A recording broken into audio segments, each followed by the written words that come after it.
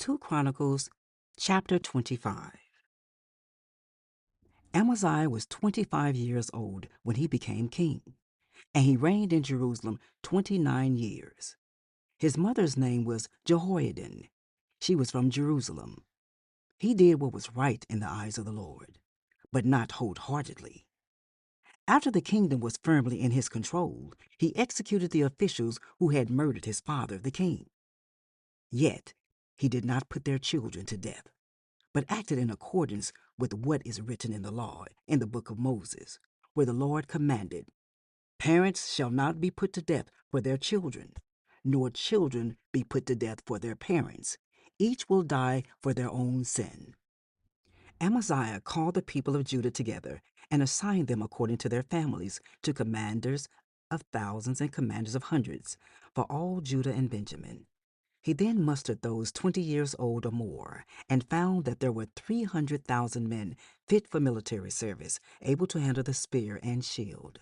He also hired 100,000 fighting men from Israel for 100 talents of silver. But a man of God came to him and said, "Your Majesty, these troops from Israel must not march with you, for the Lord is not with Israel, not with any of the people of Ephraim. Even if you go and fight courageously in battle, God will overthrow you before the enemy, for God has the power to help or to overthrow."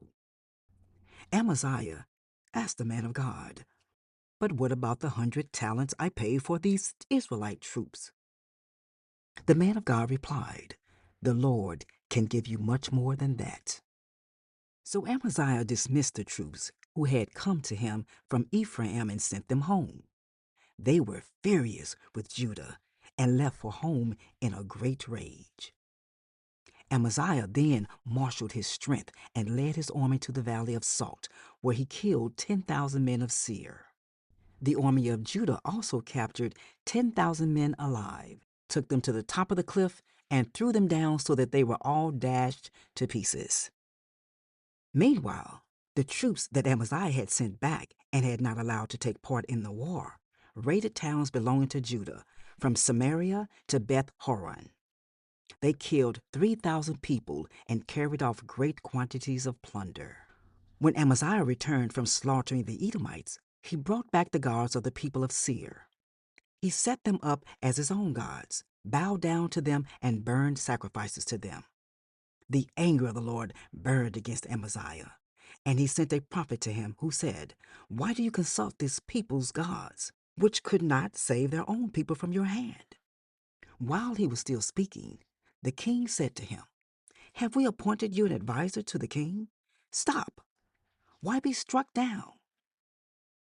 So the prophet stopped but said, "I know that God has determined to destroy you because you have done this and have not listened to my counsel." After Amaziah, king of Judah, consulted his advisors, he sent this challenge to Jehoash, son of Jehoahaz, the son of Jehu, king of Israel. "Come, let us face each other in battle." But Jehoash, king of Israel, replied to Amaziah, king of Judah, "A thistle in Lebanon sent a message to a cedar in Lebanon. Give your daughter to my son in marriage." Then a wild beast in Lebanon came along and trampled the thistle underfoot. You say to yourself that you have defeated Edom, and now you are arrogant and proud. But stay at home. Why ask for trouble and cause your own downfall and that of Judah also? Amaziah, however, would not listen, for God so worked that he might deliver them into the hands of Jehoash, because they sought the gods of Edom. So Jehoash, king of Israel, attacked. He and Amaziah, king of Judah, faced each other at Beth Shemesh in Judah. Judah was routed by Israel, and every man fled to his home. Jehoash, king of Israel, captured Amaziah, king of Judah, the son of Joash, the son of Ahaziah, at Beth Shemesh. Then Jehoash brought him to Jerusalem and broke down the wall of Jerusalem from the Ephraim gate to the corner gate, a section about 400 cubits long. He took all the gold and silver and all the articles found in the temple of God that had been in the care of Obed-Edom, together with the palace treasures and the hostages, and returned to Samaria. Amaziah, son of Joash, king of Judah, lived for 15 years after the death of Jehoash, son of Jehoaz, king of Israel. As for the other events of Amaziah's reign, from beginning to end, are they not written in the book of the kings of Judah and Israel? From the time that Amaziah turned away from following the Lord, they conspired against him in Jerusalem, and he fled to Lachish. But they sent men after him to Lachish and killed him there. He was brought back by horse and was buried with his ancestors in the city of Judah. 2 Chronicles chapter 26. Then all the people of Judah took Uzziah, who was 16 years old, and made him king in place of his father Amaziah. He was the one who rebuilt Elath and restored it to Judah after Amaziah rested with his ancestors. Uzziah was 16 years old when he became king, and he reigned in Jerusalem 52 years. His mother's name was Jechaliah. She was from Jerusalem. He did what was right in the eyes of the Lord, just as his father Amaziah had done. He sought God during the days of Zechariah, who instructed him in the fear of God. As long as he sought the Lord, God gave him success.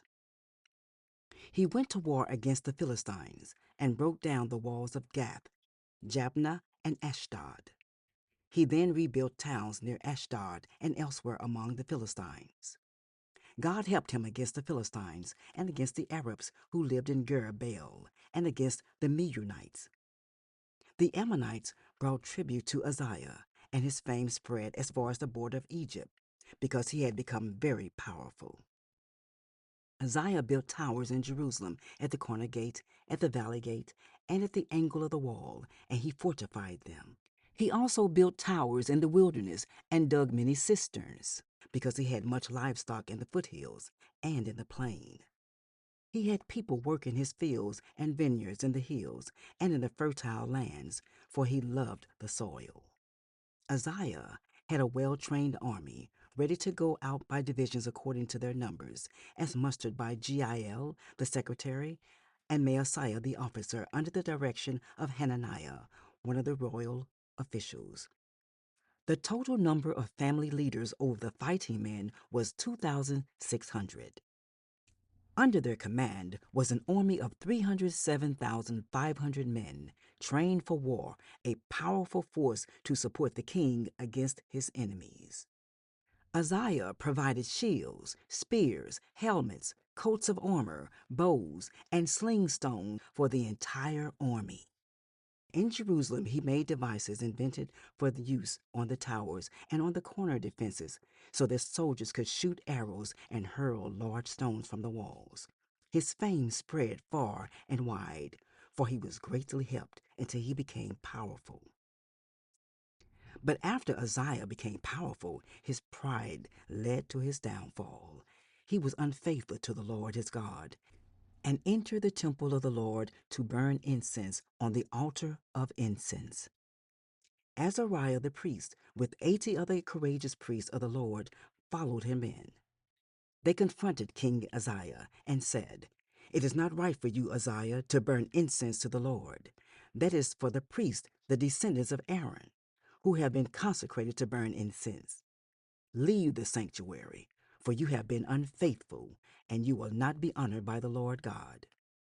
Uzziah, who had a censer in his hand, ready to burn incense, became angry.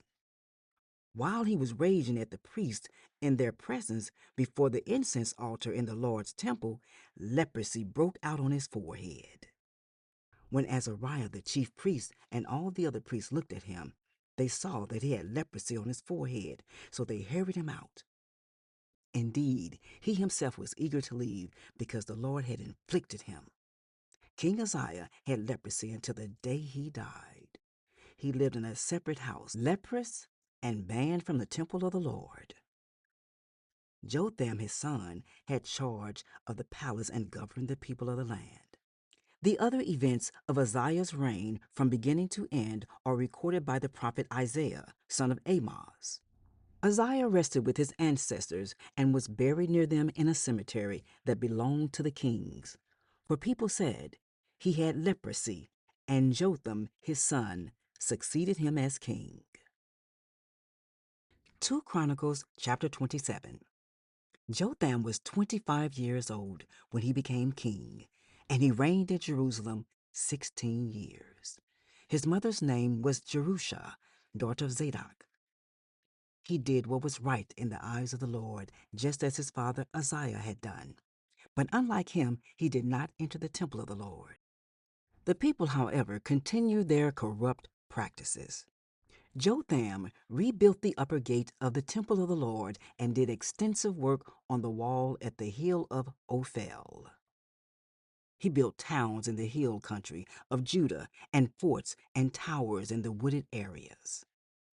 Jotham waged war against the king of the Ammonites and conquered them. That year, the Ammonites paid him 100 talents of silver, 10,000 cores of wheat, and 10,000 cores of barley. The Ammonites brought him the same amount also in the second and third years. Jotham grew powerful because he walked steadfastly before the Lord his God.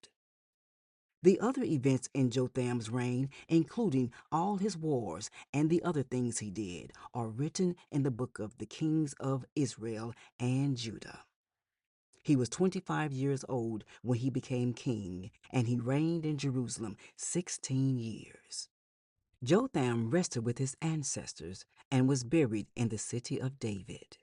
And Ahaz, his son, succeeded him as king.